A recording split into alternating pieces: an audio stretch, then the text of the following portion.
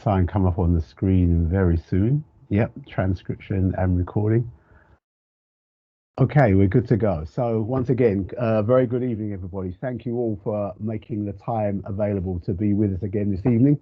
For those who don't know me, as my colleague has said, I'm Fitzroy Andrew. I'm part of the Office for Institutional Equity here at UEL. It's my pleasure and privilege to play conductor and host for some of these conversations that we're having during this month of October. And if you've been with us over the last fortnight, we've, I think, had some great conversations as well. There are recordings available if you haven't been able to make it live, and we'll make sure that going forward from today that we make links available for those recordings as well. If you were part of the chat, then you should be able to access it via Microsoft Stream, certainly if you're part of the UEL universe, as it were. If you're not part of that, we'll have to exercise some ingenuity and find a way of making the recordings available. But yes, so we've got the latest in our In Conversation events, and it's my pleasure and privilege. Yep, perfect. Be getting into a conversation. Can I just ask that someone's just come onto the screen. I'm going to ask that you turn your camera off, if you don't mind, please. Thank you. That's helpful.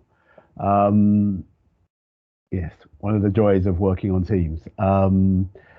Yes, Bugewa joined us in July here at UEL as Dean of the Office for Institutional Equity. And yeah, so we are all in the process of getting to know her. So I guess today is timely for that reason alone, both for those of us here at UEL, but as some of you will know, I'm sure, Bugewa is one of a very select group in the UK because there are fewer than 40 black female professors in the UK. So we are indeed honoured and privileged to have Bugewa here as part of our team, and I'm particularly looking forward to hearing more from her. So Bugewa, if you wouldn't mind coming on camera, your face should be the dominant face on the screen from here on in. I shall be sitting here in the corner.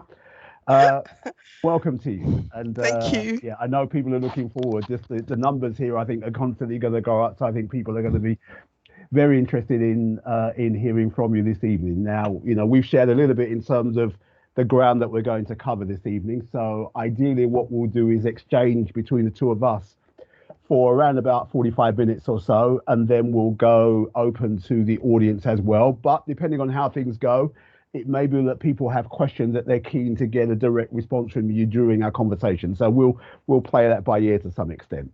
But I think it's appropriate as ever to kind of start at the beginning with the creation story, as it were. So I suppose just paint a picture of your beginnings and your upbringing, and particularly, you were born in Nigeria. You're a proud Nigerian woman. I know that much about you. Absolutely. Absolutely.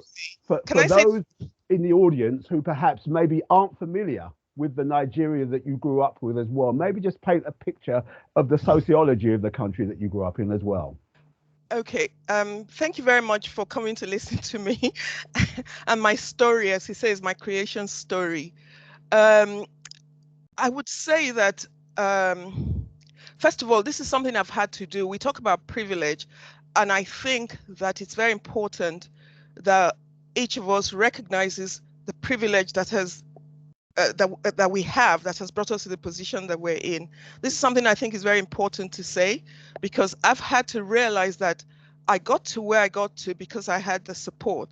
I was born into a family in which my father actually had a master's degree, and so you can imagine Nigeria in the 60s and 70s. So he had a master's degree. He had his first degree from Exeter University. I think it was called the University of the West of England, or whatever it was called in those days, on a scholarship. And then he went to the States and did a master's in education. So the thing is, why am I the way I am? It is because of the family I was born into. My father was an educator, and he inculcated in his children the love of books. We had books everywhere. Everywhere around the house, there were tons of books, and we were encouraged to read. We were encouraged to write stories. I remember winning a competition for writing an essay in monosyllables, and I've never, because I'm the only, no, I'm not the only one. I'm one of two scientists in the family. All the others have law degrees, and yet I won that competition to write a story using only monosyllables. So that's the environment in which I grew up, which is a privilege. It doesn't mean that we were wealthy. I wouldn't say we were wealthy, but we were definitely solid middle class. And the Nigeria of the 70s, let me try and create a picture of Nigeria of the 70s. It was very affluent because oil, I think there had been an oil crisis and all of that, and the oil prices shot up. We know that Nigeria is very oil rich, it's very resource rich. It's not just oil, gas, and all sorts of minerals. And at that time, we had the military rule. So what I would say is between 1970, when the Civil War ended, and after I left the country, say 85, Nigeria was in the ascendancy, I would say. So for me, I was very fortunate to gain entrance into what even till today is described as one of the best secondary school. I went to Queen's College, Lagos. So Nigerians who are on this chat would recognize QC. So if you say you're from QC, certain things are expected of you. All my peers are doctors, lawyers, or professionals. So I had that opportunity, and when I say I went to that school, it was also the cheapest school in the country. So it wasn't about wealth, it's about opportunity. And as Michelle Obama says, where preparedness meeting opportunity is what leads to success. So it's not about me, and I've always been quite clear. And that's what drives me in terms of social justice, because I happen to be born into that family with all that privilege of education and access to education. And it transformed my life, enabled me to be socially mobile, enabled my children to be what they are. And I want to give that back to people, because I feel that it is unconscionable that people should be limited because of the families they're born into, because of not having access to opportunity. I just can't abide that. And I've always been that way, even before you here.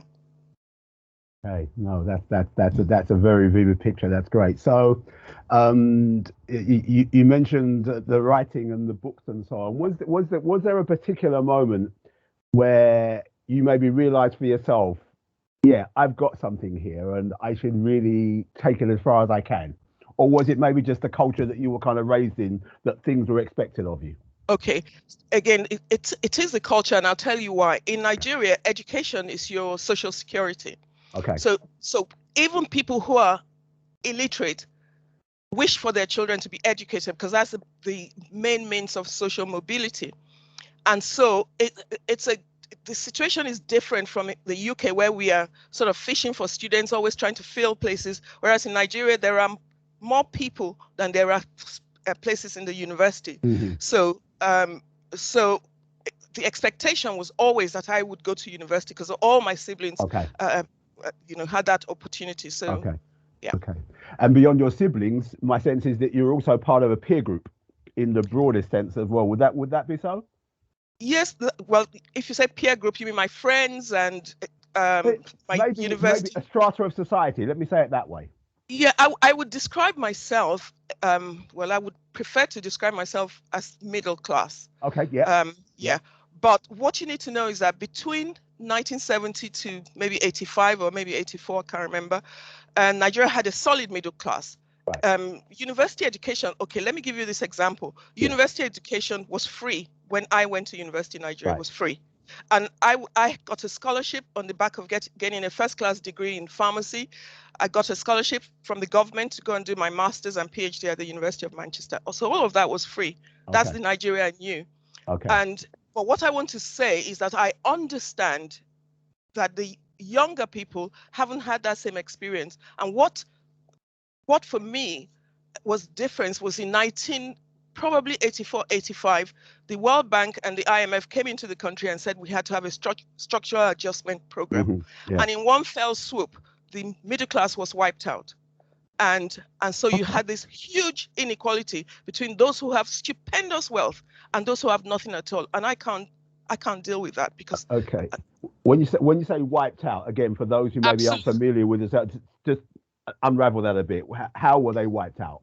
Okay, so first of all, what happened, and I would say, I want you to be aware that I wasn't actually living in Nigeria then, because No, that's fine. Okay. That's fine. But what happened was that the first thing that I noticed was that the currency got devalued. So the Nigerian currency is called the Naira, and 1 Naira when I came to the UK was £1. So it was equivalent. Right. Okay. And I remember coming on summer holidays, 2 weeks, and we'd have 1,000 British pounds sterling to spend in 2 weeks. That was the Nigeria I knew. Right. Whereas now, the last time I checked, you need, for £1, you will get 800 naira. So you can imagine the devaluation and the impact on the people living there.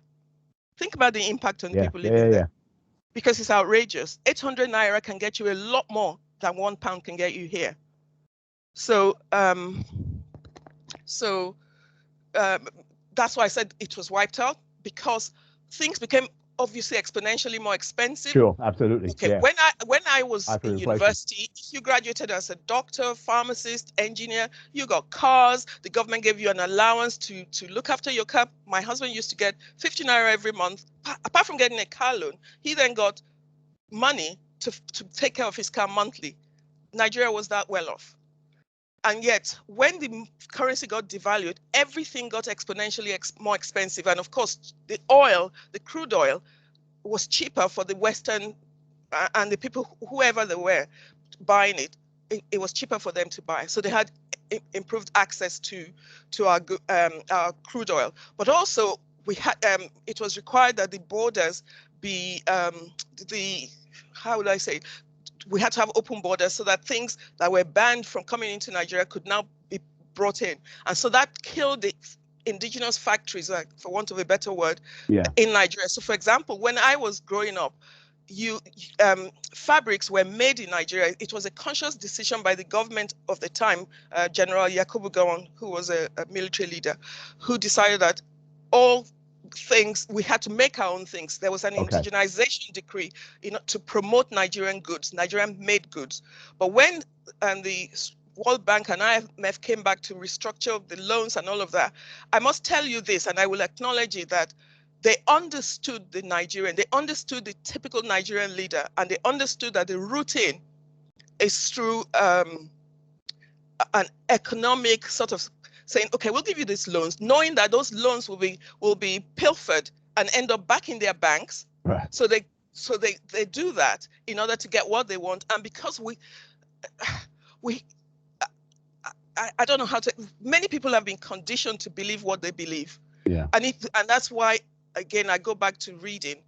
If you do not read, you don't understand yourself. And I remember growing up as a child, my father would say, when we were always speaking English, because we all went to boarding school. And in the boarding school I went to, it was a federal school, Queen's College, Lagos. And so there were people from all sorts of different ethnicities speaking different languages. So English was the only language we spoke in school. And so when we'd go back home, we'd speak English. And my father would say, no, speak your language. Know who you are. Be who you are.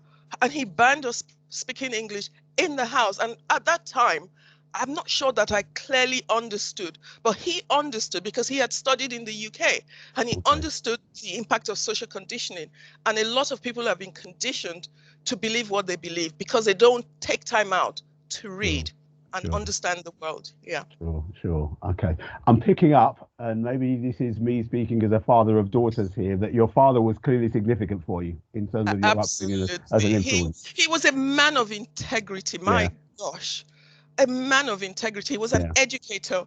And let me give you a little story. I remember in July, I think it was 2005, when we had the 7/7 bombing, the terrorist attack. Yeah.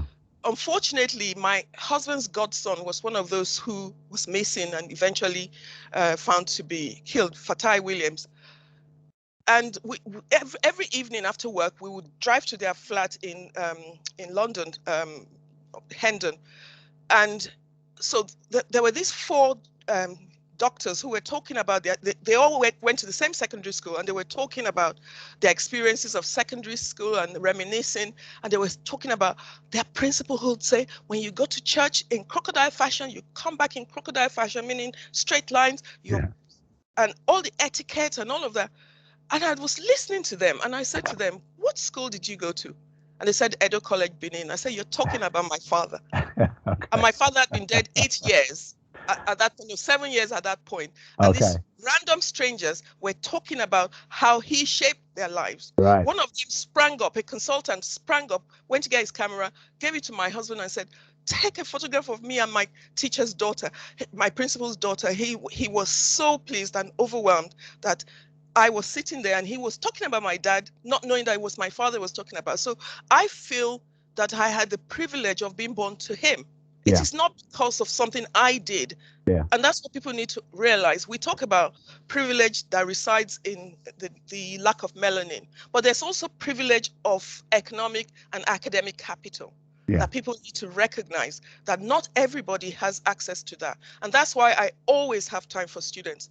I don't care where you come from, what race you are, whatever, as long as you are in need, come to me, because I've always had a very deep feeling that I've got to give back, because I was fortunate to be born into the family I was born into. And I recognize that. And I advise everybody to unpack their privilege, because it's not just white privilege. There are other types of privilege that we take for granted and we don't actually think about. And I certainly put up my hands that I am not better than most people who are not professors, who are not pharmacists, who are not whatever. It's just opportunity that met preparedness. That's what led to success, if you consider me to be successful, because I haven't got to where I'm going to yet. we will come back to that, I'm sure, a bit later on. Okay. I want to move it on slightly, because I suppose you're a pharmacist. Yes, I am a pharmacist. And there is a conversation in the UK, which I'm sure you've picked up, about women going into the sciences. And yet my sense from you is that it's something that is like breathing. You describe yourself as a scientist, you go in scientists. Was it like that, or was there a sense in which you were working against expectations in your journey into pharmacy and into science? Okay, this I can explain to you better. Again, I consider it to have a privilege to have grown up in Nigeria. Okay. Remember that in Nigeria is fairly homogeneous society.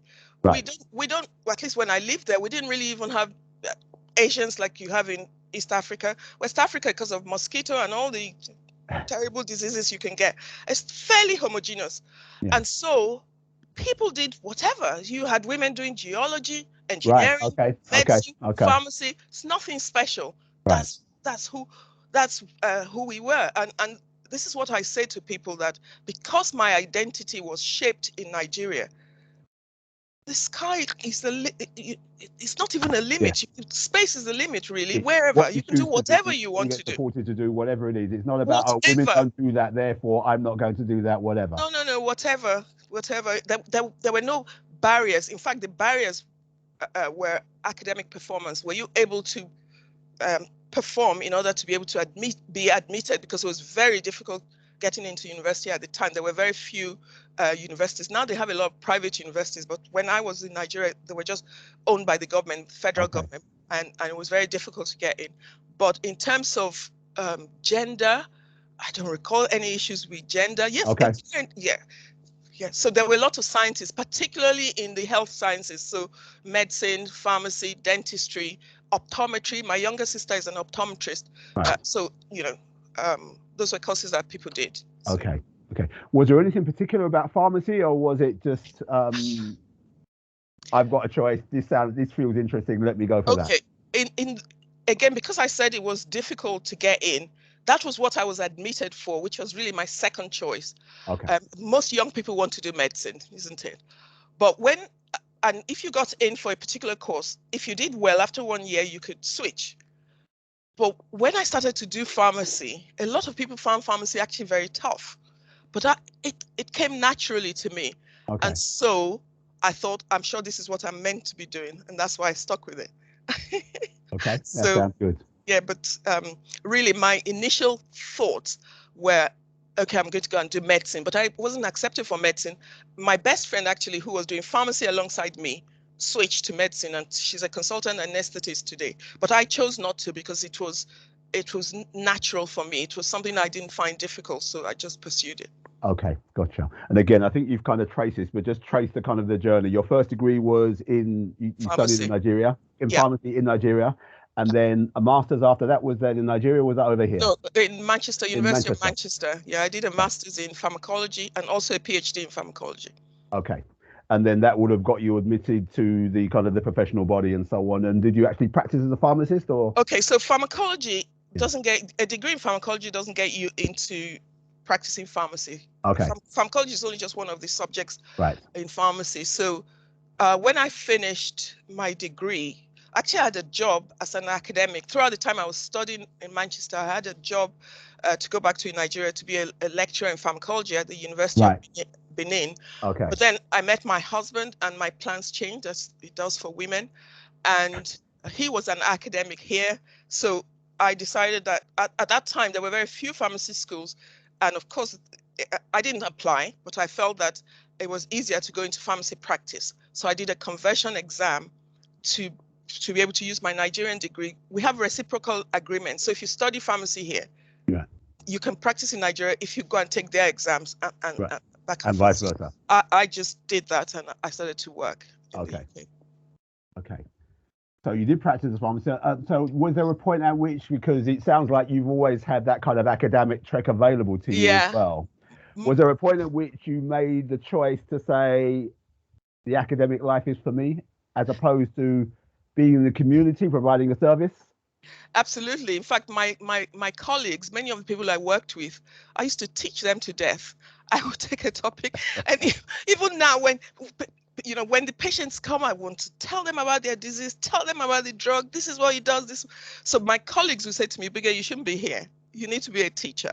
You shouldn't be here." So it was something that was always at the back of my mind. And I used to say to my husband that if I don't go into academia and I die sometime, when I do die, I feel that the Lord will say to me, what did you use your gifts for?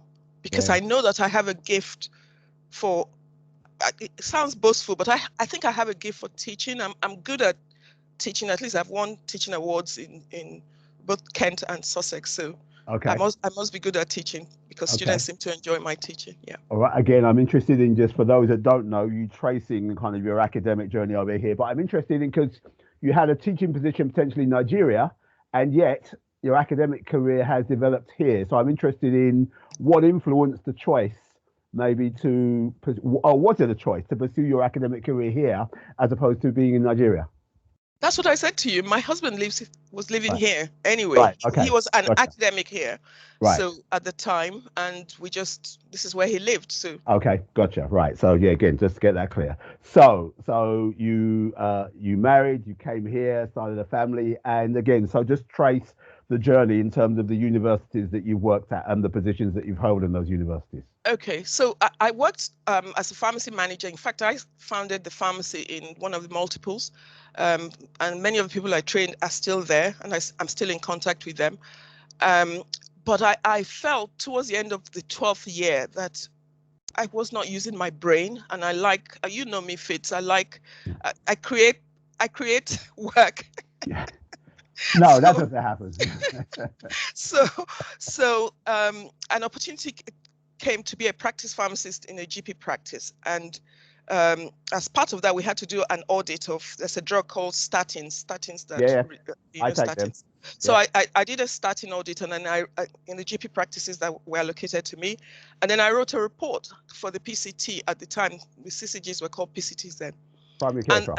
Yeah, and the chief pharmacist came to my pharmacy and said, "My gosh, this is fantastic! It's a fantastic report. This is better than any that has been written, in the PCT and all of that." And I thought, really?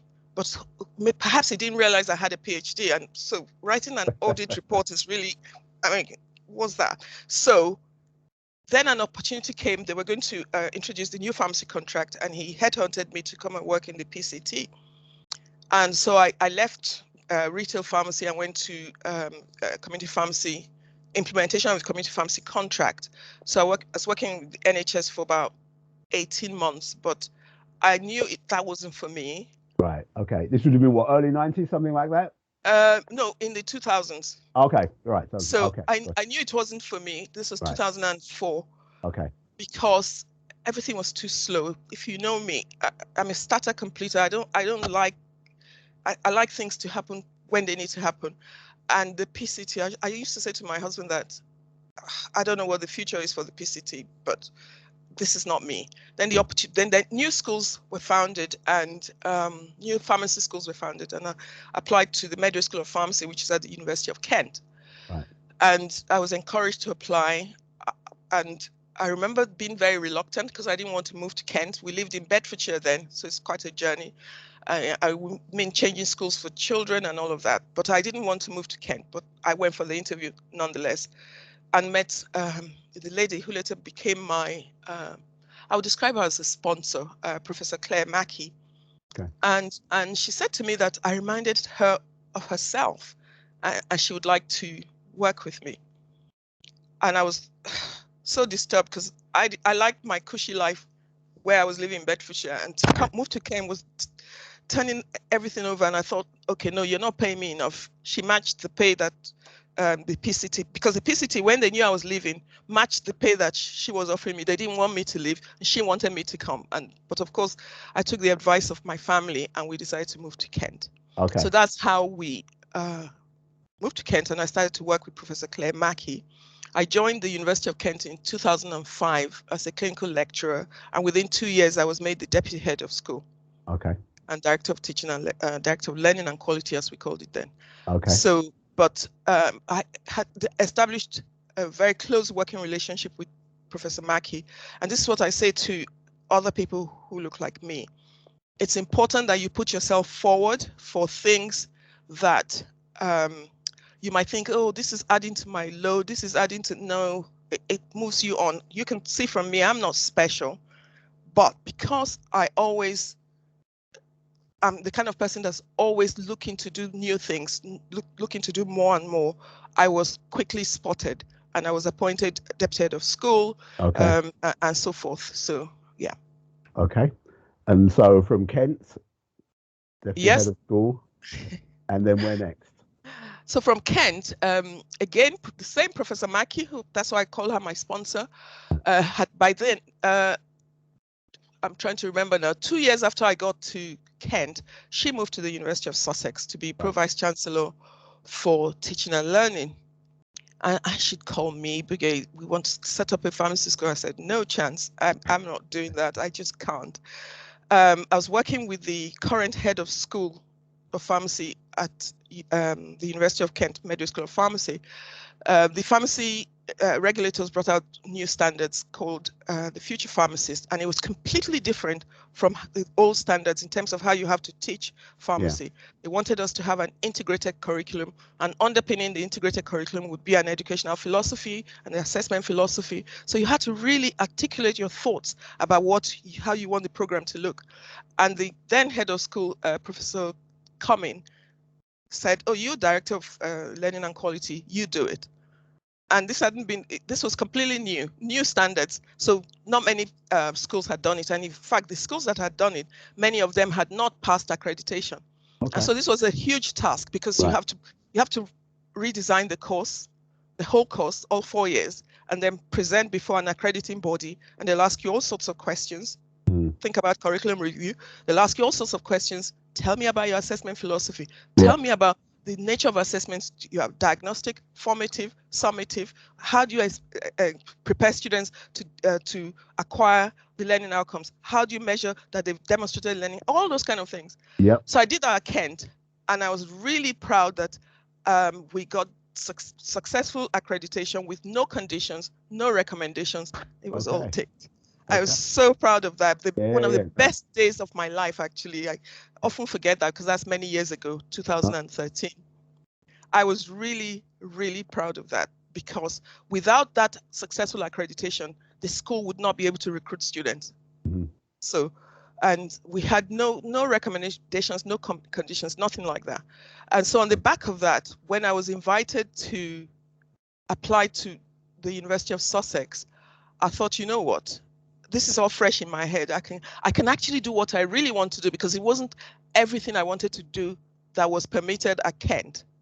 So I wanted to change the way we teach students. So for example, having mixed groups of students, you don't allow them to self-select, you put them into diverse groups so that there's a mixture of capital. I always say this, students who don't have, for example, economic capital, it's important they're proximate to those who have, because somehow through osmosis or something, when they are in teams in which you have people with a variety of capital, it helps the student bond. I've seen it in real time. It works.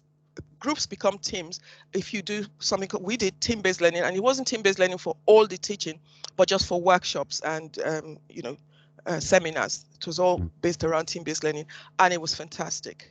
And we won the Vice Chancellor's Award for an innovative curriculum at Sussex. So Sussex was interesting. it was quite challenging because I didn't move. So, and I used to have to drive there every day of the week. I did more mileage going there than when I moved to Birmingham, because when I moved to Birmingham, I would live in Birmingham. So that was less Yeah. stress on me. Yeah. Sussex, I drove back and forth from Kent to Sussex for 6 years. Right. And it was absolutely tough on me. So, yeah. Okay. But Okay. But then talk about that move from Sussex to Birmingham, because Sussex was pharmacy, that was your training. yes, Birmingham yeah, was quite different, wasn't it? And I'm yeah. interested in what created that move. Um, I've always felt that I have so much to offer. And that's why I said to you, even though I'm the Dean for Institutional Equity here, I don't know if that's my destination. Yeah. I know that we must continue to aspire, we must continue to grow, because nothing is ever complete. I don't think I have a complete knowledge of what I need to know and how to do.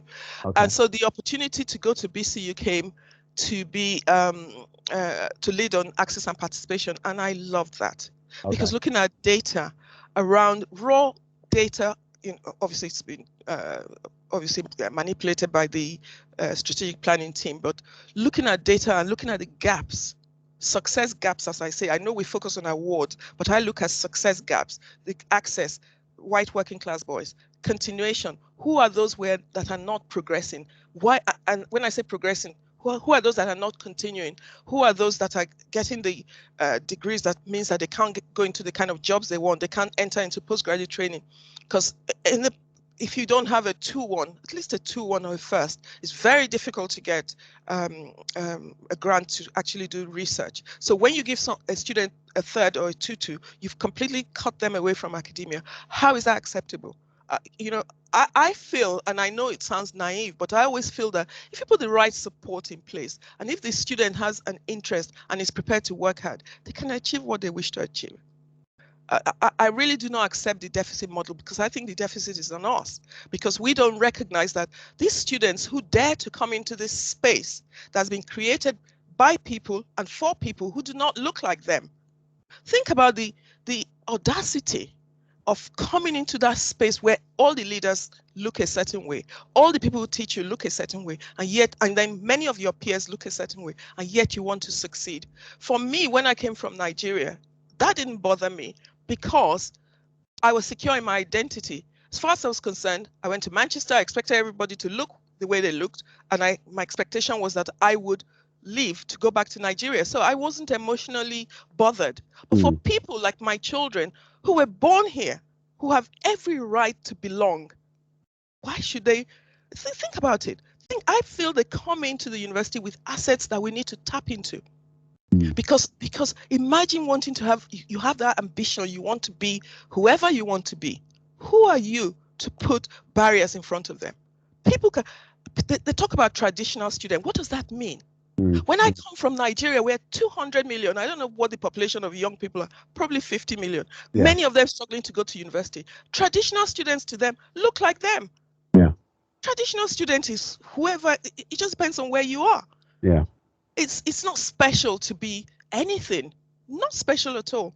And I find that a lot of students here do not have the academic capital. I always talk about capital, the academic capital to pick the right course for them, to even know how to study, and trying to overcome that stereotype threat. And if you think about the impact of this fight or flight response and the release of cortisol and adrenaline, what it does to the brain is that it closes the brain, it closes the mind. You can't learn as well as you can learn when you are under stress. Whereas if you put them in a positive environment with lots of dopamine floating around in their brain, I'm telling you, I can give you an example. A student came to me, Medway School of Pharmacy, Asian student, Canadian sort of ancestry. His parents lived in Canada, and he said to me, it was in final year, he's going to fail. He doesn't understand molecular biology. He doesn't do, and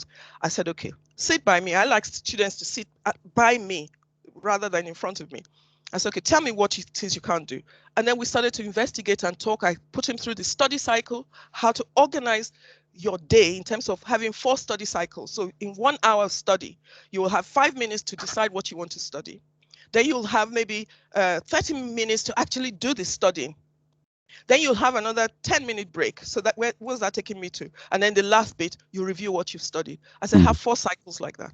And then come and see me regularly. Then I gave him resources, even resources like Khan Academy, to go back to the basics. Because at the end of the day, when people say they don't understand, the knowledge base is weak. And they're trying to analyze and evaluate in terms of Bloom's taxonomy, but the knowledge at the bottom is not there. So I said, go and look at Khan's Academy, because whatever we're teaching you, whoever is teaching you, it's not clear to you. Go back. And his email to me, I had it on my board at Sussex for many years. He got a 2-2 and he was so excited. And he sent me an email saying, thank you very much. Because without you, I couldn't have got this 2-2. And yet people talk about 2-2 as if it's a bad degree. It's actually not. Because if you're in the professions like me, really doesn't matter. What matters is that you get on the register. Nobody's ever asked me, did you get first class or did you get third class? That doesn't matter if you want to practice a profession. He was really excited. And the last I heard, he's working in Canada as a pharmacist. And that's why I call upon all of us who are educators. And I've said this to you about becoming student-ready university, that all of us, including professional services, so you, Faith, Samson, Rima, we are all educators, because you are at the interface with the students. You can impact student success. So you need to see yourself as an educator.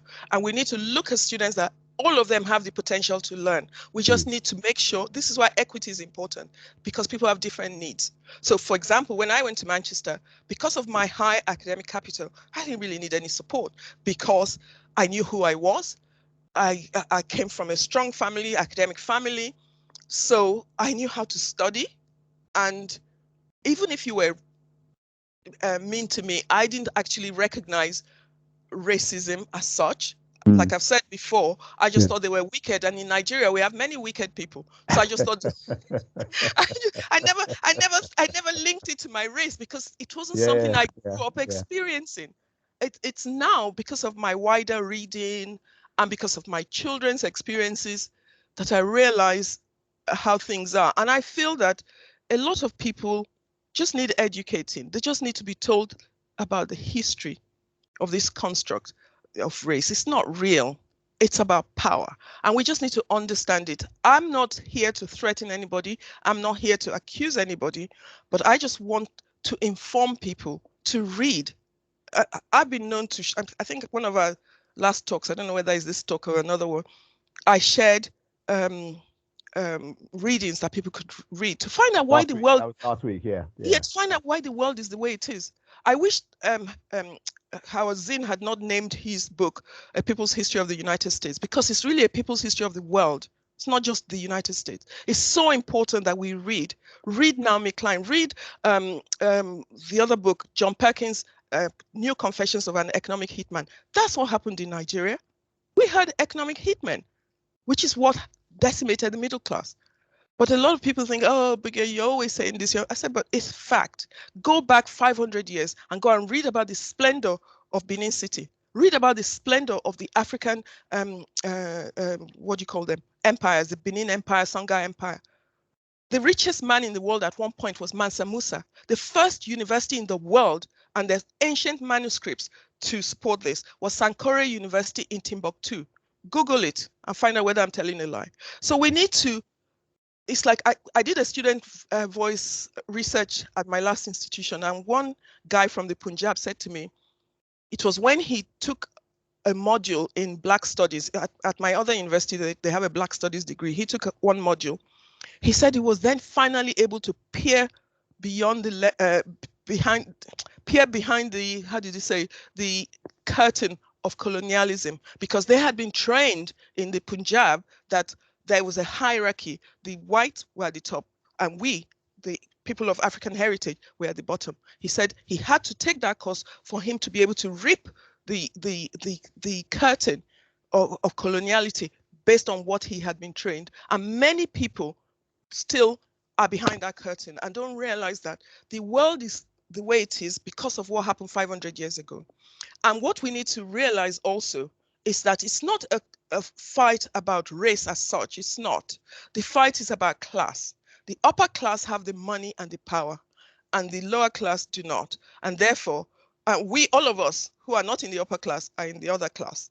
And I always say that it's about class. Why do I say that?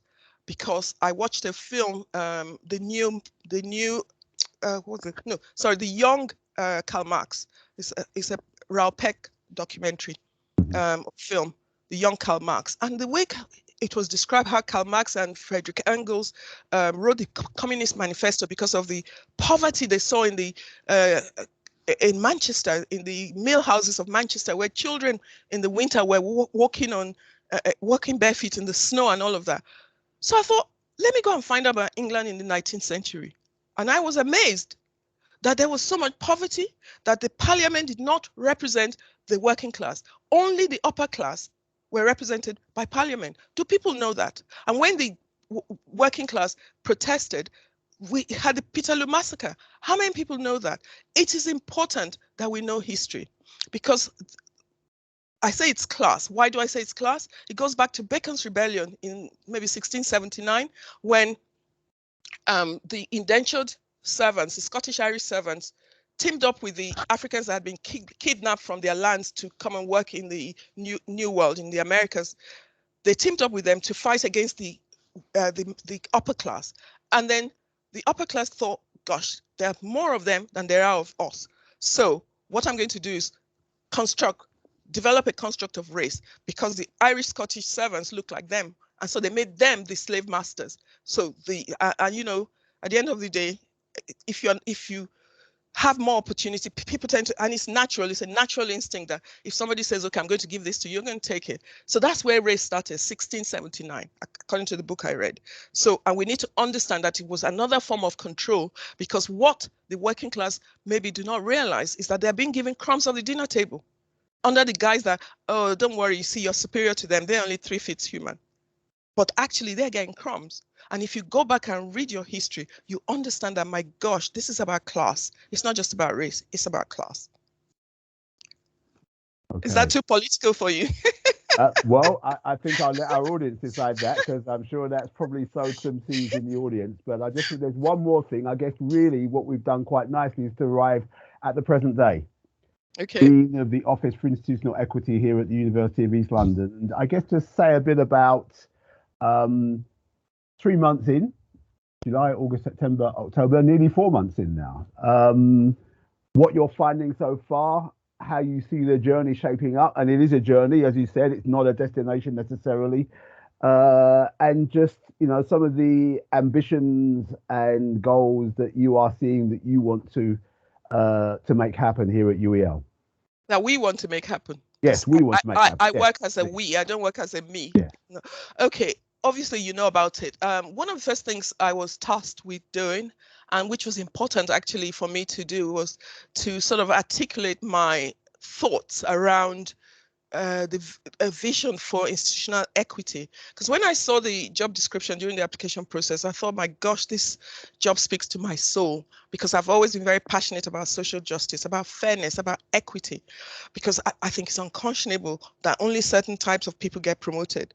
How does that make sense? It doesn't make any sense to me. And so when I was fortunate in getting the job, I was asked to articulate my philosophy, and I see myself as having a cross-institutional role. I see my role as being beyond EDI. It's in all aspects of what we do at the university. Equity has to be in all aspects, and so I was guided by what the UEL wants, which is to advance an inclusive, equitable, respectful and anti-racist institution. That's what they said. So I took that and I thought, okay, let's look at it. How can we do that? And I always say to people that, and I've given talks about this at various other conferences, that there are 3 main things that affect student. For example, if you look at student success, it's about culture, it's about capital, and it's about color. So, but looking at that, I decided to look at the institutional culture. So we decided that me and my team, obviously, I developed the thoughts, and it was further developed through team meetings, as you well know. We want to foster inclusivity at UEL through an authentic commitment to the public sector equality duty in terms of what we have to do.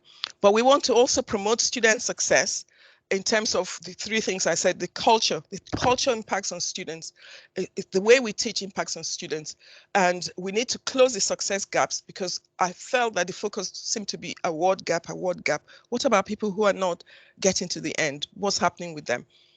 And I felt that staff empowerment was critical. We need to support staff, and that includes professional services. If you're an academic, like I am, it's easier to see how you can progress because there's a framework for your progression. For the professional services staff, I know that a framework is in development for them, because if you don't have a framework for developing staff and for them to see how they can go from one step to the other, they will go somewhere else. And that's why you have these, I don't know what your level of staff attrition is here, but if somebody doesn't know where they're going to go and how they can grow their career, just like I want to grow my career as an academic, every other person deserves that opportunity. So we want to look at that and how we can dismantle the barriers to opportunity. Because I know that, I mean, Amanda often reminds me, the Vice Chancellor reminds me time and again, she's even reminded me today, that the stats for, for staff representation, UEL has one of the best in the sector, fine. But for me, it's never enough. Because when I look around the room and I'm the only person that looks like me, I wonder why. But when I come out into the, you know, that open space, you know, where the students, University Square, yeah. and then I don't need to say more than that. So we're fostering inclusivity, promoting student success, empowering staff, working with HR. We can't do it by ourselves. All these things we can't do by ourselves, and enhancing or promoting cultural competency. So in terms of student success, as you well know, we have 3 projects planned, and we're adopting another project, which is a lot of work for a very small team. I recognize that. We've got equity interns, and I know we've taken on a massive load. So for those academics, if there are any listening to me here, we're going to be coming to you to see how our equity interns can do curriculum review, inclusive curriculum review. We've got our project, we've got the student voice. Any of you here who want to be involved in the student voice project, we've got that. And then we've got communication interns who, because that's the other thing I found about UEL. You're doing a lot of fantastic work, but I don't know how effectively communicated it is. My team, even before I arrived, had recognized that there was a gap there, and you already had the plan to have communication interns. So then was the sorry, my husband just distracted me. So he's trying to talk to me, looking for the keys. Then promoting equitable culture and practice through advocacy, training. You know, we have a so-called coffee and chat, but I want to change it to courageous conversations, because we need to have courage. Courage is one of the university's value. Passion, courage, and inclusivity. Those are their 3 values. We need to have courage, but we also need to be sensitive and make sure that we're able to message people in a way that they can hear us. It's important that we learn how to do that. And I know that I can be too passionate sometimes, and people think, oh gosh, they're scared, because I know that, I realize that, and I need to learn to sort of tame it. But I am a courageous person. I'm extremely passionate, as you know, Fids. And there's nothing like doing the right thing. It's that pursuit of purpose that I'm not going to stop. I'm going to continue to shout from the rafters that we need staff. We need to promote staff. We need to have a structure for professional services. Don't they deserve to?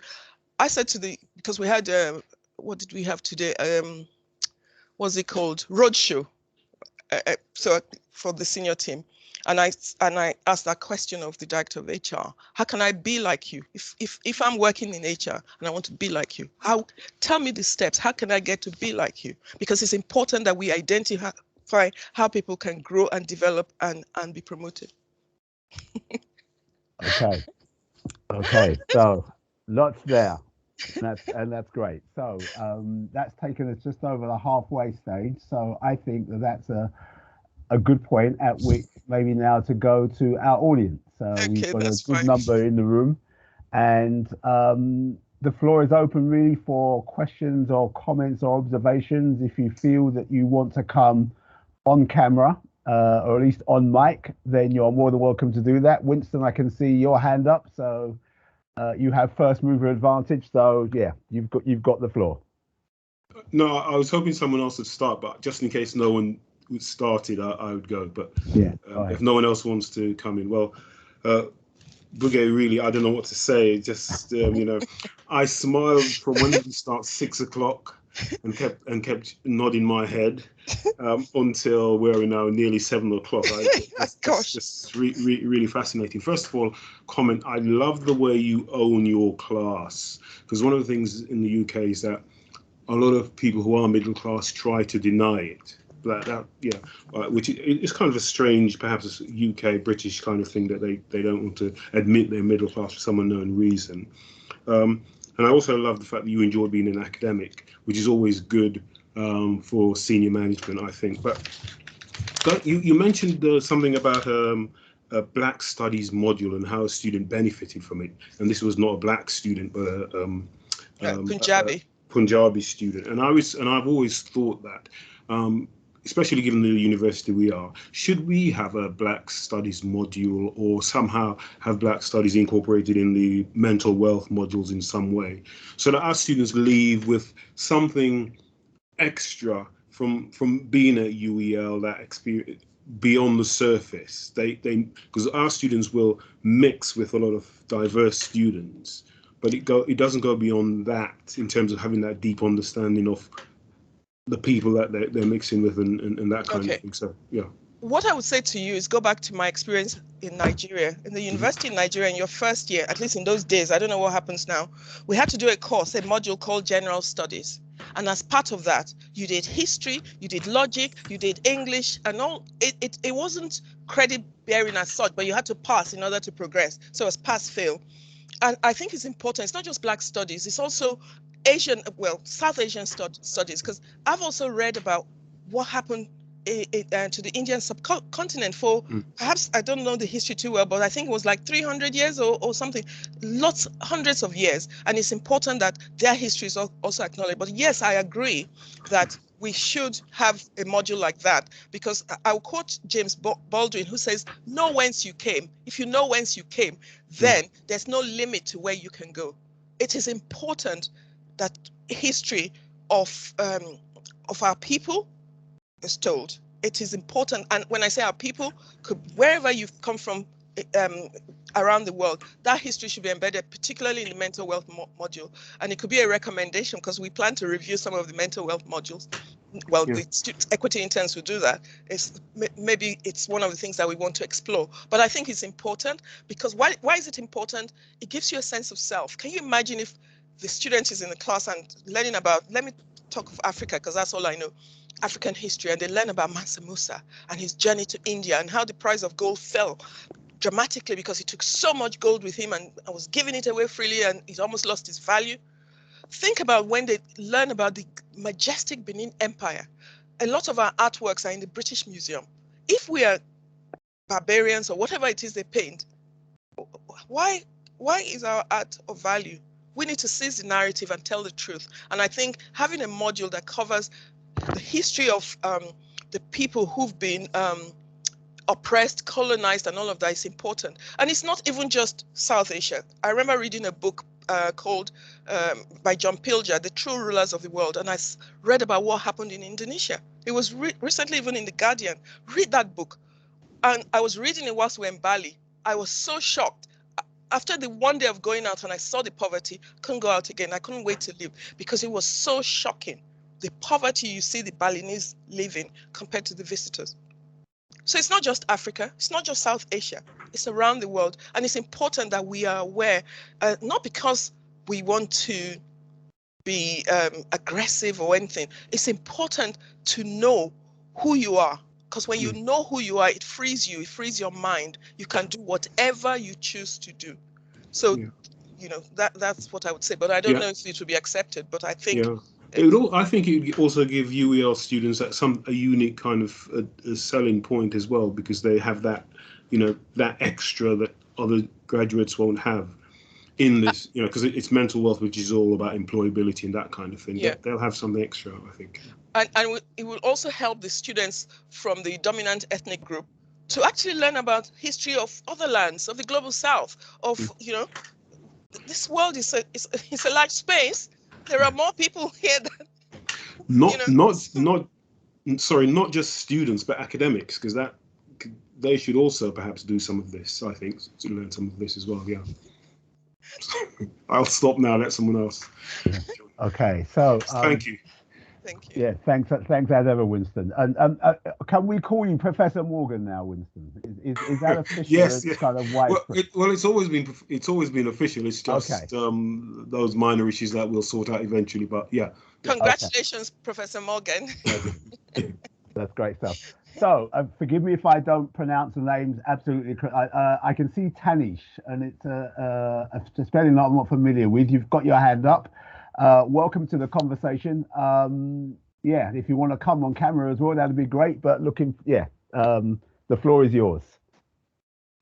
Thank you, Fitzroy. That's absolutely correct. Many of the people cannot pronounce my name correctly, but that Okay, was I'll give it a absolutely go, and bang if I on. get it wrong, I'll hold my Yeah. hand up. So yeah, I'm always open to it.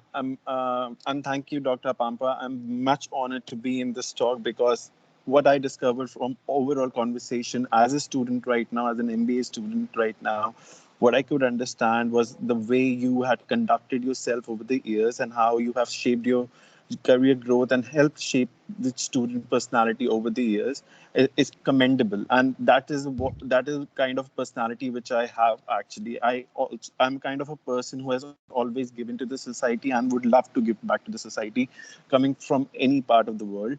My question to you is: so there, as I come from a South Asian background, I come from India, and there is a and I was having a conversation with my mother today. So this is a certain realization. It's been just an year in the UK for me. So when we talk about the skills which a person has, and the studies, sometimes they're lost. The students are, as a student, we are lost in some figuring out the cases, what we have to do and what we can do. So what do you really suggest to those students on the basis of skills? That like skill building is important, I understand, but how do you acknowledge those gaps where the person, suppose I also come from a life science background, and now I moved to a management course, which is quite different from what I've studied, but putting on an effort, and I have hopes to become a part of higher education later because I love teaching. I love educating people.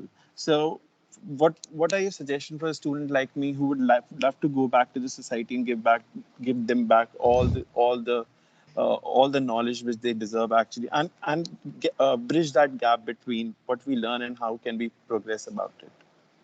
That's a very big question. I'm not quite sure how to answer it. But what I would say to you is that you should never stop learning. You should remember that you are not boxed in. So yes, I am a pharmacist. I'm still a registered pharmacist, but that's not. I have lots of identities. I have multiple identities, and so one of the ways that I continue to grow is to read. I can't, I'm sorry, read, listen to videos, watch videos, listen to podcasts. I've got a pile of books here that my husband says, how on earth am I ever going to finish reading this? But it's just what I do, and if you feel, for example, that you want to, I don't know, what your particular subject is, but let's say you want to learn about pedagogy, then go and read learning and teaching articles. So I used to say when I was director of teaching and learning, when I was at Sussex, I used to say that the same way researchers uh, um, develop expertise in their disciplinary area, those who teach also have to develop expertise in teaching, and you do that by reading about what people are doing. There's one paper that gosh, what's his name now, DeCarlo. It was a keynote he gave, and it had profound impact on me. He was talking about too much content, not enough thinking, and too little fun. Very simple concept, but when he wrote it, it resonated with me, and I was able to use that paper to convince my colleagues at University of Kent, when I was redesigning the curriculum, that we can't teach students the whole of the British National Formulary, which has thousands of drugs. What you should really be focusing on is what are the key drugs that are being prescribed. And there was a paper I came across in the British Journal of Pharmacology which said foundation year doctors, so the newly qualified doctors, only need to know 60 drugs. They prescribe 60. So I said, okay, pharmacist students, 100 is okay. But even that 100, you teach them. So in the first year, maybe they do 12 or 15, and then they take that 15 to the second year, you add some more. That's the way they learn to learn. It's important for you, if you want to teach people, you need to teach them how to learn, how to pursue meaningful learning, because it's not through memorization. So they need to develop conceptual frameworks for their learning. And I developed one for the subject I used to teach, pharmacotherapy. And I would say to the student, okay, let me show you how this works. I know nothing about mental health, but because I have that conceptual framework, I can tell you enough to give me 40% to pass. Okay. So it's having frameworks, it's engaging with literature about teaching and learning, it's going to webinars and coming to meetings such as this. That's the way you expand your mind and your practice. Perfect. Thank you so much. Thank you. As the saying goes, every day is a school day. Absolutely. Yeah, every day is a school day. Okay, thank you, Tanix. Really appreciate that. So again, I'm going to have a go at name. Ope, have I got somewhere close to the pronunciation of your name now? Forgive me if I haven't. Yeah, it's yeah, thank you. It's Ope. Yeah, Okay. but most people call me Op. Okay. Yeah. Okay. Yeah. Okay. Yeah. Excellent. So welcome to the conversation. Yeah, thank you, Professor Apampa. It was very insightful talk and also sharing your lived experiences. And it was very fascinating to listen to. So before coming in, I actually did the research about you. And wow. Yeah, I think on Google, the moment I put you on Google, I read something about you stating that there was need for Black female role models. I think this was in the Times Higher Education article. I remember. And okay. So as a Nigerian, like, I feel that there is need to empower women in our local communities, kind of. And sometimes myself, I struggle to read sometimes, which can be quite disturbing anyway. So yeah, so would you say that the narrative has changed, and how can BME female leaders act as representatives in education and also in leadership development programs? Thank you. So that's another big question, Okpe. And you shouldn't allow people to call you Ope. Your name is Okpe, and that's what she just that's your name. Let them get used to it. Because if you can say Siobhan, which doesn't look like Siobhan, they should say Okpe, as far as I'm concerned. My name is Bugewa, but you can call me Buge, because that's what my husband calls me, so that's fine. But in terms of our responsibility as role models, yes, we have a responsibility as role models. I've always said we need to, for those of us who've had the opportunity, and I'm mindful of the fact that I haven't got to where I'm going, but for those of us who've had the opportunity to have a platform, we have a responsibility to lift as we climb. That's why I can never turn anyone away. I will do whatever I need to do to support whoever needs support, whether they have melanin or they don't have, it doesn't matter to me. But there are many organizations, in fact, I can name one, Black Women in Leadership, and that's one that are trying to set up a mentoring program for Black women.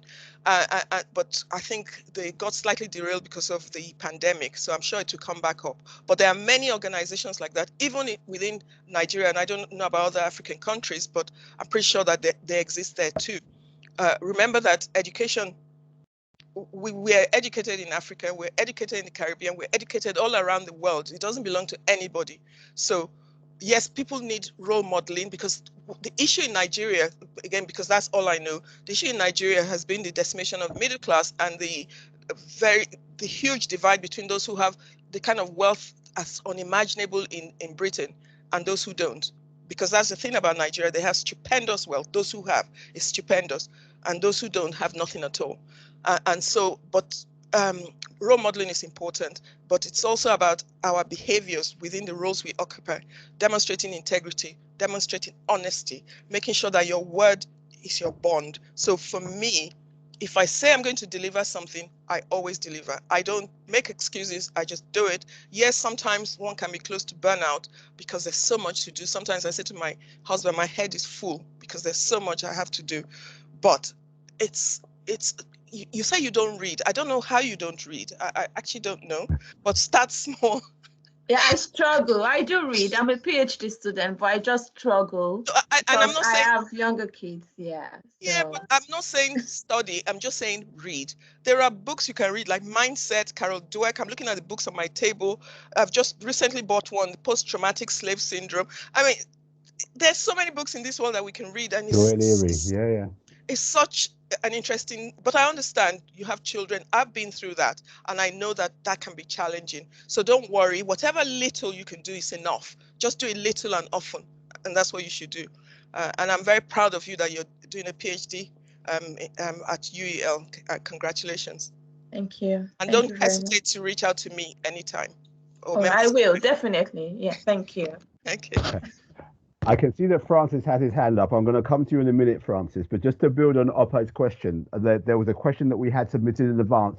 I'm going to read the question out as it's written. Okay. And you may want to kind of question the question, as it were, but what's written is, has being a black woman been a barrier or a strength in your life and or career? How do I answer that? Yeah. Has being a black woman been a barrier or has it been strength? A barrier or a strength in your life and or your career? That's the question as written.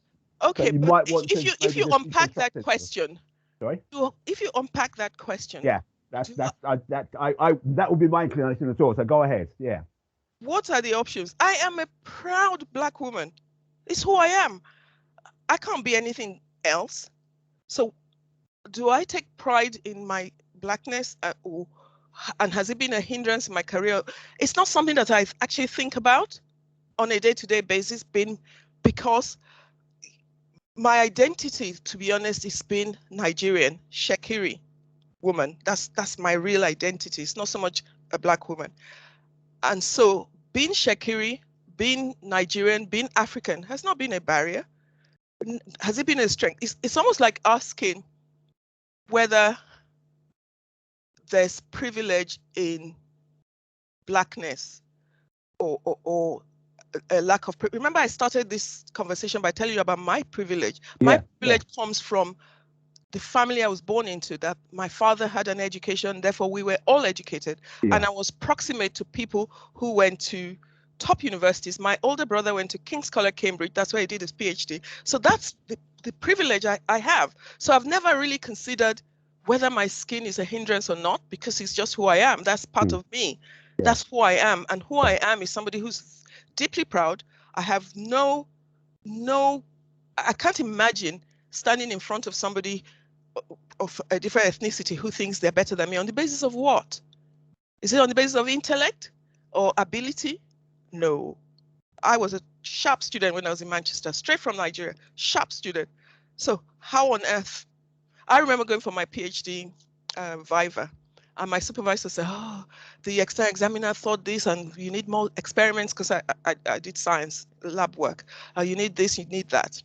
But he didn't know me. And this is what I say to students: be prepared. It's something we were taught as children at home. Again, that's the advantage of having a father who's an educator. Be prepared. Like, is it a Boy Scout? You have to be prepared. So when I was going in for my Viva, and listen, when I was going in for my Viva, I thought to myself, if these people want to catch me out, they will ask me questions that are not related to the content that the drug that I was studying, because they know I've spent many years studying that particular drug, and so they know I will know everything about it. So what is the underpinning science what is the science that underpins the things I did? Because I was doing work that involved, I can't really say because I don't want trouble, but I was doing very sensitive work, but I made sure that underpinning facts, I had it to a T.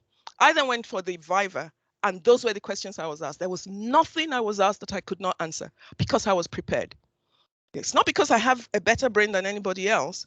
It's just the process of preparation. And this is where students often fall down. They think, oh, I'm tired. Oh, I'm this. Well, for me, in Nigeria, they'll call me Okoro. When I'm studying, I am 100% studying. And I will make sure that I'm conversant with the facts that I need to know. And I anticipate questions. So in my Viva, I had anticipated what I'm sure he's probably passed away now, Professor Milton was going to ask me. And those were the questions he asked me. There was nothing he asked me. And I now got to the point where I was now asking him questions because I knew that there was no way he could fail me. So it's about preparation, and probably, anyway, that's what I want to say. Okay, no, that's great. Thank you. I just wanted to, you just followed from Ope's question. So I thought, let me just ask that Yeah. as I asked them, but I knew that I would deconstruct that question as well. So, okay. Francis, welcome, sir. You were here last week. You're here again. Yes, thank you very much. Troy. Oh, nice to see you, Francis. I can see you better now. Because last week we didn't have Wi-Fi and I had to do it on my phone, so I couldn't really see you. Yeah. I'm sorry. I'm so sorry about that, madam. No Prof, worries. I've got two questions for you, Professor Buge. My name is Buge. That's enough. Yeah, Professor Buge. Okay. The first one is how do you balance the family aspect of your life and with your background, with the kind of work you do? Because I can see from your background that you're very resource person. Pardon me. And the second one, number two. Sorry. Sorry. How would you have preferred a solution if you have given a position to advise Nigerian government? Okay, that's I like that second question. Yeah. For the SAP in 1989. Okay. What would have been advised them? Okay, so the first question was, how do I balance family life with the support of my husband? If you don't have the support of somebody, your husband or your partner or whoever it is, it's very difficult to have a career and be able to pursue the career. So I have been able to do what I've done because I had the support of my husband. So that's and he continues to support me today. In relation to the second question about advising Nigerian government in relation to the SAP, I was so young then. What I have done, what I have since done, because I believe in looking to the future, is that what people need to do, again, I come back to reading. I actually sent some books to somebody who's close to the government in Nigeria so that they could read about how nations transform themselves. So for example, there's a book called Bad Samaritan by Hajun Chak or something like that. He's a sociology professor at Cambridge, at least he was when he wrote the book. And it's about the transformation of Korean society, South Korea to what it is today. After the Korean War, the GDP of South Korea was less than that of Nigeria and Ghana. They were very poor. Samsung used to be a fish exporting company. But if you read the narrative, somebody called General Parks, from what I can remember, I read the book a long time ago. General Parks was a military dictator who took over South Korea, but he had a vision. So you have to have a vision of what you want to deliver. And he single-mindedly, he was ruthless. If you did not do what he wanted, you were eliminated. And he transformed South Korea. That book is almost like a blueprint for what we could do. So that's one book that amongst other books that I sent to the person who's close to the government. I also, when I was at Sussex, had the opportunity to speak to the Nigerian students at the Nigerian Student Society. They were celebrating democracy. So I'm not saying that in Nigeria that we've got everything right. And in fact, in my talk to them in 2018, I was challenging them about what are they celebrating? Who is benefiting from the democracy you have? Is that the system of government that we need? Because last week you talked about Dubai. I can't compare Dubai, which is I don't know how many million. I don't even know if they're up to 2 million. With Nigeria, that's 200 million. I also can't compare Dubai with Nigeria because the people there were not kidnapped and their best citizens stolen and taken to other lands. They didn't go through the trauma of colonialism, of enslavement, of extractivism, and the continued neocolonialism. They didn't do that. So it's difficult to do like-for-like comparison. But it is important that we are aware of success stories so that we can, you don't need to reinvent the wheel. Read Bad Samaritan, see how he set about what they used to do. One example, under General Parks, they would bring in computers, bring in cars and phones and reverse engineer it. Reverse engineer it to find, okay, exactly how is this built so that we can build our own. But we have to have a vision.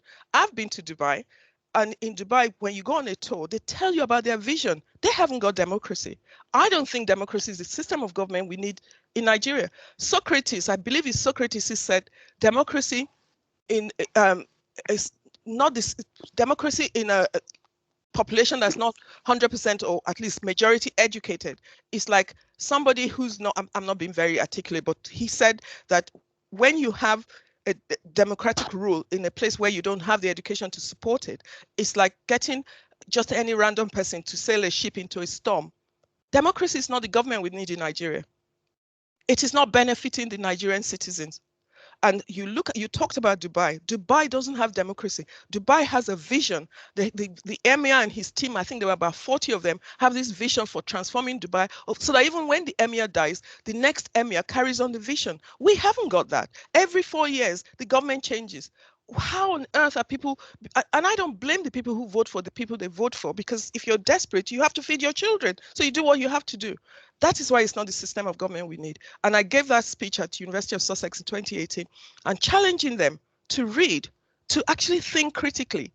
Is that the system of government we need? Look at the best years of Nigeria when Gowon was, General Yakubu Gowon was ruling. I went to Queen's College, Lagos, one of the best schools, the best girls' schools in Nigeria, and yet it was the cheapest. The school fees were the cheapest for if you could get in. I had free university education right up to PhD. What then happens?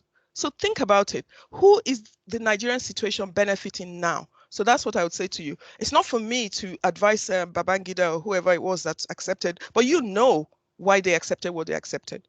If you don't know, go and read John Perkins' New Confessions of an Economic Hitman, and then you'll understand what happened. Thank you very Is that much. okay, Francis? Francis, are you an academic? Where do you work? Which department are you in? I'm studying law at UL. Oh, okay. I'm a student. Oh, I didn't know you were a student. I am. Okay. I am a student. So I'm sure that you will connect, and we're also due a conversation, Francis. So let's make sure that we make that happen sometime after today. But thanks again for your contribution. I just want to check in with the other members of our audience. Anyone else with we've got about just over 10 minutes or so before we're due to wrap things up. Anybody else with a question or a comment or an observation that they want to put into the conversation right now? Just allow a pause or two. Winston has his hand up again, so I will come to Winston if nobody else who perhaps hasn't already contributed wants to come in. Don't be shy. You are amongst friends. Your contribution will be more than welcome.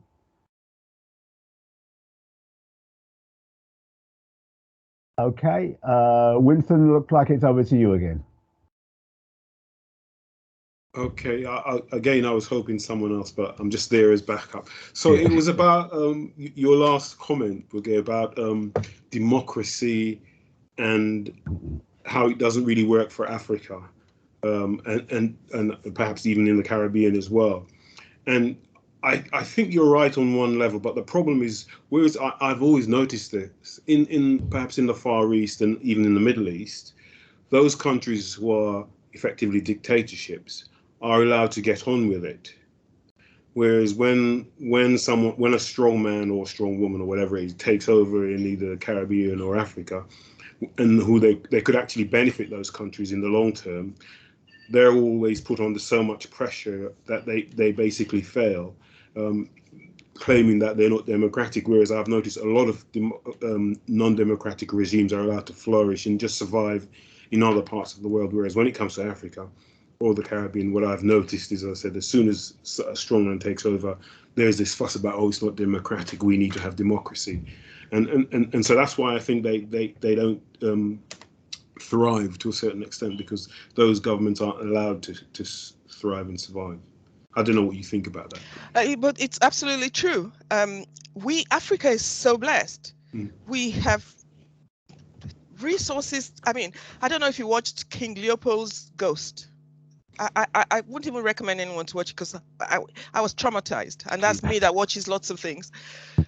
We have so much wealth in Africa, and so they want a democratic government rather than a strong government, so that they can continue to influence us. And many people don't actually realize that who's pulling the strings, who is really pulling the strings, who needs all the things under the ground in the African countries. You look at the people who wear jewels on their crowns, and you look at the mobile phone resource they get, I think, from the Congos, and then you look at the Congolese people. Why are they so poor? when they have so much wealth under the sun? Why did Nigeria move from where it was in the 70s, where it was really quite affluent, to where it is now, where it's not that there's no money, it's just that the money is in the hands of fewer people? Why is that? So, democracy suits them. They don't want and I'm not saying that military rule is the right rule. In fact, when I spoke at Sussex in 2018, I said, who said to us that our old system of governance, which relied on the obas and the local kings and all of that, was wrong? Who said? Who owns me? I have the right to determine who leads me. Do you understand? Why should I listen to people outside who are not part of me? And so that's what I grapple with, that people have been conditioned to accept the status quo and not to challenge and think deeply that who is it benefiting? And so the images I remember showing fantastic house in Ikoyi, a posh part of Nigeria, and then also showing an area where really, really rough. And I said, look at that. That person in that area is voting for the person living in this posh house. How does that make any sense? I don't have the answer. And I said that I'm sure people will say, oh, why don't you go back and fix it? I said, my mission is to educate. I'm getting you to think about it, to see what is so glaring. The rest of you young people, go and fix it. Yeah. So just to follow up, if no one else wants to ask another question, because you've got, to a certain extent, you've got something like that. And again, it's really controversial, and I don't know if it's a good example or a bad example. Somewhere like Rwanda, as well as to a certain extent Uganda, where they have had a strong man or strong for a very long period of time, and you can see some progress, and they've also been allowed to carry on their type of government, and that you can see some on one level, although you can see lots of questions about human rights, but you can also see lots of economic success and stability and things like that. So it is quite a controversial one. Yeah. But I think you need to go through that phase before you move on to that democracy that you're talking about, which should come later. And who says even the so-called democracy we have is really a corporatocracy? It's a corporatocracy, really. So when you think about Rwanda, I think there are 5 million people. That Lagos alone, just Lagos, city of Lagos, it's like 25 million. Nigeria is so large. And when you think about, there are lots of things. This is Black History Month. When you think about the fact that the continent of Africa was carved up into 54 or 53, I don't know how many in those days, countries, by people who did not resemble anybody living within the continent. In Berlin, think about it. I said, if I were president of Nigeria, the first thing I would do is change the name of Nigeria. First thing I would do. That's the first thing I would do, because why should you name my country? Who are you? I think our identity is so important because it's identity that binds nations together. We need to be very sort of settled in our identity and know that they are not superior to you. Not superior. It's all shenanigans. It's all, game playing. They are actually not better than. I'm not saying I'm better than them, but they're certainly not better than me. And we need to realize that yes, they have the power, and they have the power. We don't. That's Benin City, which is where I grew up, even though I'm not from there. It was the capital of a majestic African empire, the Benin Empire, where all the artworks and all of that. And they had a king, and their Oba, who's the king, is as revered as the English queen, as revered. Even now, you cannot say anything against the Oba. They'll chop your head off, really. And yet, when the British couldn't get what they wanted from the Oba, they then set Maxim guns on them and destroyed the empire. I mean, think about it. I know it's in the past, 1897, but think about it. So it's important that we know our history. It doesn't mean that I'm saying, you're horrible, you're this, because actually the people who did it are long gone. I'm not saying that, but it's important that we get a sense of self, because if you don't have the right sense of self, it's very difficult to progress. Then you'll be affected by, this one doesn't like me. I always say to students, you're not here to be liked. Just focus on your work and get your degree and get out. You don't have to like me at all. I like myself.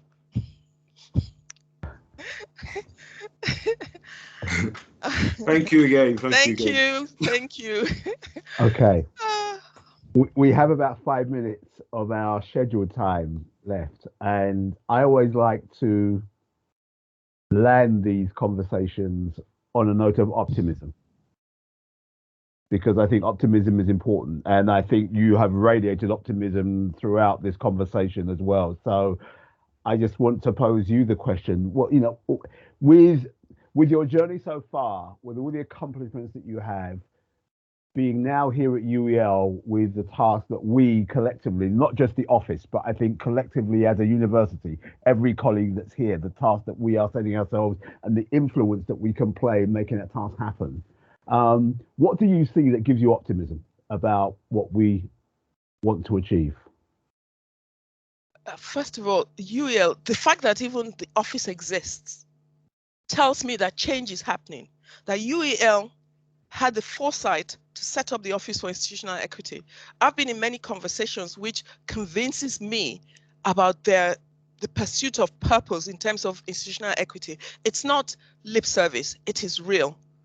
So, and then one of my very first meetings was sitting in on that panel for the APP monies and seeing the various projects that were being funded by UEL. It's a wonderful institution. There are wonderful opportunities. You've got a beautiful space. I've been to all the 3 campuses. They're all very nice. And the students, okay, I'm getting to know them more and more. But I think what gives me optimism is that we are in the process of change. People say, oh, change is good, this is not going to last. No, I think it's going to last. It may not be me. Maybe somebody else will take over the office and do other things, do fantastic things. But change is already happening, because you look around, even in the sector, there are now many academic positions in sort of EDI, institutional equity sort of areas. So universities are now thinking about it. And the youngsters are not passive like I used to be when I first went to Manchester. It wasn't my home. So to me, I didn't need to be included in anything. I just came to get a degree. But the youngsters now are very vocal. They're activists. They know what's right. They know what they want. So I think, yes, change may be slow, but we're in the midst of change. And so we need to recognize that. And what I love about UEL is their focus on careers, because I always used to say that university is more than just coming to get a degree. University is about becoming that person who can benefit the world. So how are you going to develop the disposition that benefits the world? And there's a range of dispositions that benefit the world. One of the most important is the ability to listen, being ready to listen to people, being ready to serve. We need to have a culture of service, not service because you want money from it, but service because it's the right thing to do. And so there's a range of dispositions. And I feel that universities, particularly now post-pandemic, when people are back together, we need to engender opportunities for students to work together, to develop those dispositions that will benefit their community, benefit the global world. I think that's what university is about. It's not just picking up a degree in pharmacy or whatever it is you're studying, but it's also about developing your sense of self, who you are, knowing who you are, and knowing that you want to benefit other people and helping to develop other people. That's how the world comes together, and that's what I'd like to do. Okay, that feels like an appropriate point to kind of conclude things on as we could wish. And I think, again, for the 3rd week in a row, I think if we were in a room, there will be a standing ovation. Feel free in your space if you want to have your own private standing ovation, but do the best. Thank you so much for your time, your energy, your passion. I know that people have gotten that through the conversation that we've had. It's been a really great way to get to know you and to introduce yourself more to the UEL community. And I know that whether it's colleagues or students or others, people know more about you and will want to get behind you and us and everything that we're doing here. So thank you again for being here and for making the contribution that you have this evening. It's been a delight, and thank you so much. I know that you're an expert interviewer, so I thought, oh my gosh, how am I going to be prepared for Fitzroy, because it's going to trap me. But like I said to you, I'm an honest person. I just speak from the soul. So yeah, that's what I am. And my job is to give you a platform for you to show yourself, and you've done that. So it's not you tapping people. That's counterproductive. That nobody gave them. Okay, so I Thank just you. want to say to our guests, thank you again for being here. Thank you for making yourself available. Keep an eye out for what else we have coming up on the calendar of events here at UEL for Black History Month. And that's it. We have reached our time of 7:30, so we're going to